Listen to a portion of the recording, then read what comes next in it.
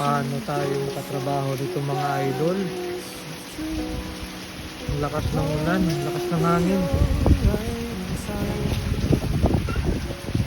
Patay yung trabaho nito mga idol.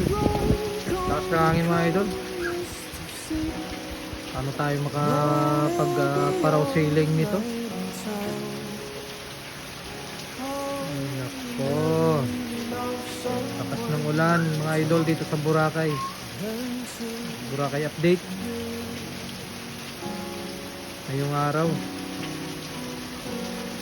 Lakas ng ulan.